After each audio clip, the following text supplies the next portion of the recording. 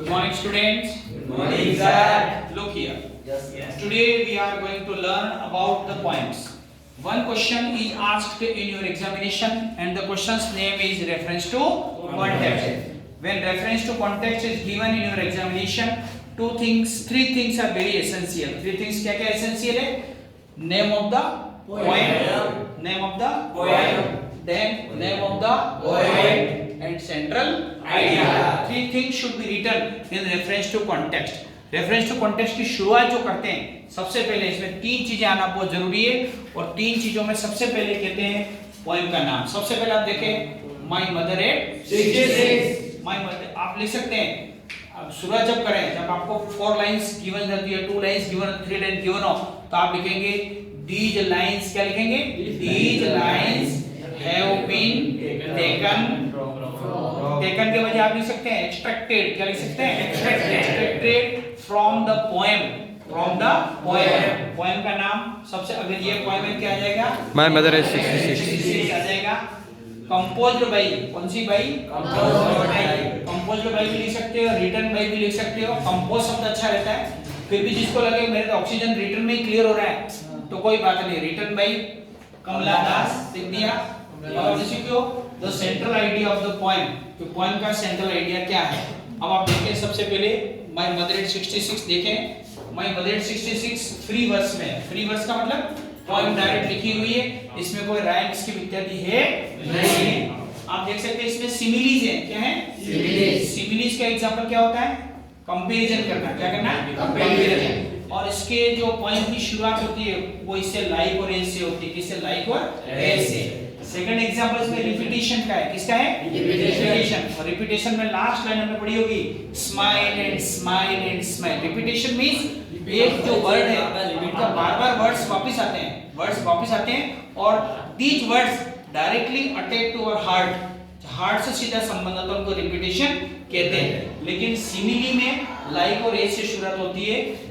Ageing is a natural process. इसका central idea क्या करते हैं? उम्र जो है वो नेचुरल प्रोसेस है, which is complex subtleties, उसमें बहुत कॉम्प्लेक्स है, जटिल है। कैसी है? जटिल। ऑफ ह्यूमन रिलेशनशिप, मनुष्य का जो रिलेशनशिप है कि मदर है, चाइल्ड है, बचपन है, अंदर देखते हो एक तरफ रखने जा रही है, माँ की उम्र देख रही है। Mother's age is not fixed, she can go from this world forever, but second time for some time she diverts her mind, उसका माइंड डाइवर्ट करती है टुवर्ड द चिल्ड्रन, बच्चों की तरफ, या नेचर को देखती है, तो उसके मन में थोड़ी थोड़ी खुशी हो जाती है, बट अल्टीमेटली कहती है कि the life is transitory, and when her mother's face is seen by her Kamala Das, she became for some times very in gloomy mood.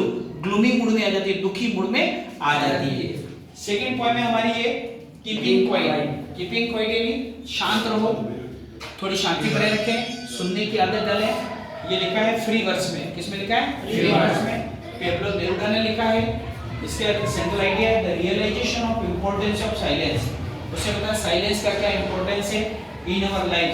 Mutual understanding among human beings, कि मनुष्य के बीच में म्यूचुअल अंडरस्टैंडिंग होनी चाहिए। आगे है a thing of beauty. Thing of beauty लिखी ये जॉन कीट्स ने लिखी। किसने लिखी? जॉन कीट्स ने। इसकी राइम स्कीम देखो आप, फॉरएवर नेवर, ए क्या है? ए ब्यूटी नेवर डाइमिनिशेस। राइटर कहते हैं कि ब्यूटी कभी डाइमिनिश खत्म होती नहीं है, और फेड्स कभी फेड भी नहीं होती, मुरझाती भी नहीं है। ब्यूटी इज एवरीवेयर, सुंदरता हर जगह है, सुंदरता हर जगह इन द वर्ल्ड। किसमें? दुनिया में। दुनिया में। Life is transitory like daffodils. वो कहते हैं जीवन डेफोडिल्स की तरह ट्रांजिटरी है। डेफोडिल्स कुछ समय तक जिंदा रहता है फूल, लेकिन फिर भी सुंदरता दे जाता है। अगली पॉइंट है रोड साइड स्टैंड। किसने लिखी? Robert Frost. रॉबर्ट फ्रॉस्ट कौन से राइटर हैं? अमेरिकन। नेचर पोएट है। कौन से पोएट है? नेचर। इसमें भी देखो इसकी राइम स्कीम ए ही है, मतलब आप देखते हो शेड स्पेड, मतलब सभी पहली दो लाइनें सब सेम है। फिर आप देखते हैं the artist request for thought.